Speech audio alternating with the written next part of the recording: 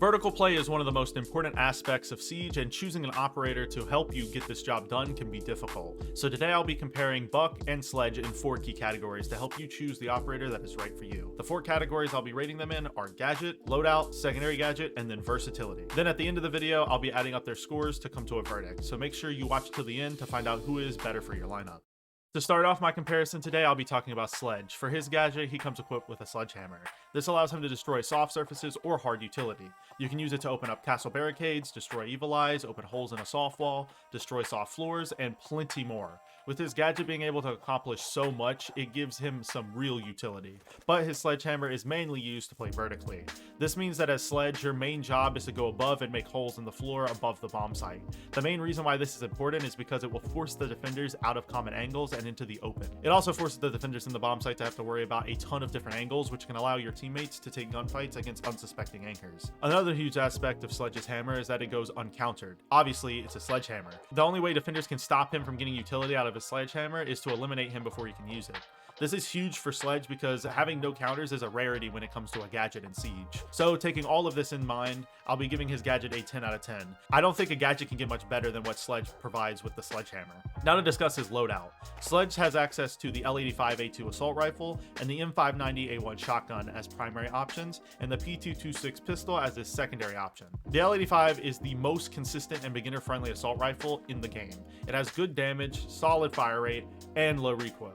Also, the 1.5 that it has available on it allows Sledge to take close range and medium range gunfights with ease. As for the shotgun, it is one of the better shotguns in Rainbow Six Siege, but on attack, shotguns are never viable. Now his pistol, the P226, is one of my favorite pistols in the game. It has high damage and a solid capacity. I think taking all of this into account, his loadout deserves a 7 out of 10.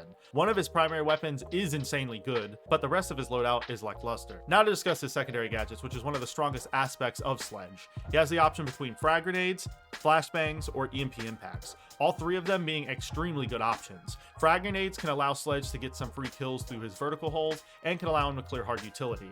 As for flashbangs, they can allow him to burn ADSs and mine magnets. Then his final option, EMP impacts, gives him the ability to help his team get a wall open. I think nades are the clear choice here, but honestly all of his secondary gadgets are extremely good, and he has some of the best options out of any operator in the game. So I'll be giving him a 10 out of 10 when it comes to secondary gadgets. Finally, we can talk about Sledge's versatility. With everything at his disposal, Sledge can open soft surfaces, destroy hard utility, burn ADSs or mine magnets, and can help his team get a wall open. He can do pretty much anything you want with the loadout he has at his disposal. The only thing that hurts Sledge is him being a 3 armor 1 speed. It makes him a lot louder when moving around the map, which in Sledge's case can result in him getting nitro celled from below. Also, him being a 3 armor neuters his ability to easily rotate around the map. So just because of him being a 3 armor, I will have to dock him a point off versatility, making his versatility rating a 9 out of 10. Now to talk about Sledge's competitor, Buck. Buck's gadget is his skeleton key. This is an underbarrel shotgun that has high destructive and fragging capability. The main advantage that Buck has over Sledge is that he can use his gadget to play vertically from below. Since Sledge's gadget is a hammer, he can't exactly reach the ceiling, whereas Buck's shotgun obviously can. Also, Buck's skeleton key is extremely good for taking gunfights. If you run extended barrel and laser sight, it has stupid range, and its damage is great too. But the one thing that Sledge's hammer has going for it over Buck's shotgun is that it can destroy hard utility, while Buck's shotgun can. Overall, I think they both have their advantages and disadvantages, and I think they are pretty on par with each other. I think you can get away with running both of them interchangeably. So I'll be giving Buck's gadget the same score I gave Sledge, a 10 out of 10. As for Buck's loadout, it is a completely different story. He comes equipped with the C8 assault rifle and the Camras DMR as primary options, and the M19 and the Gon 6 as secondary options.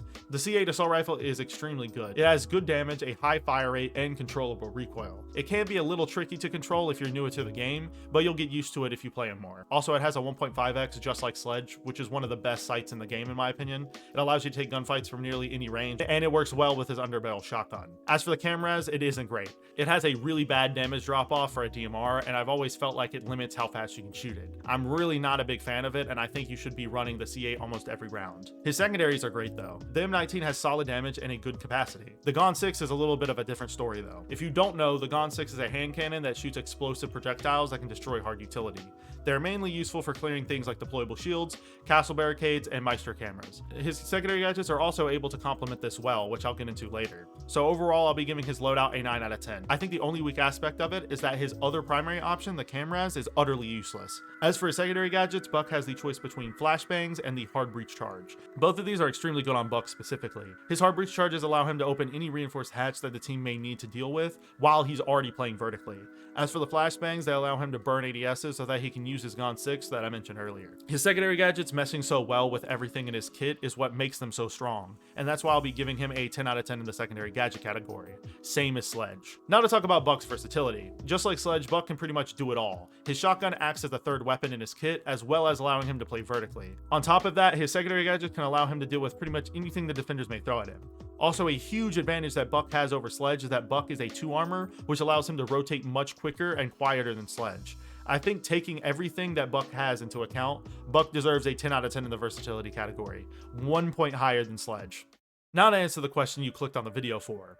Who is the best vertical play operator? Well, let's go to the scores. Starting out with the gadget category, Sledge and Buck tied with a score of 10 out of 10. They both had advantages and disadvantages when compared to each other, and I just thought that giving one a higher score than the other would be unjust. In the loadout category, Sledge got a score of 7 out of 10, while Buck got a score of 9 out of 10.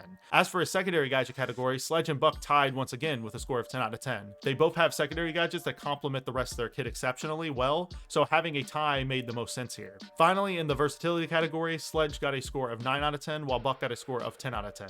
This makes Sledge's overall score a 36 out of 40, which is pretty amazing. With how much he can provide to his team, he is definitely worthy of his insanely high score. But Buck was able to barely beat him out with an overall score of 39 out of 40, making him the highest scored operator in the entire series thus far, and I do think he is worthy of it. He has an insane amount of versatility, and he can pretty much fill every aspect your team could ever need.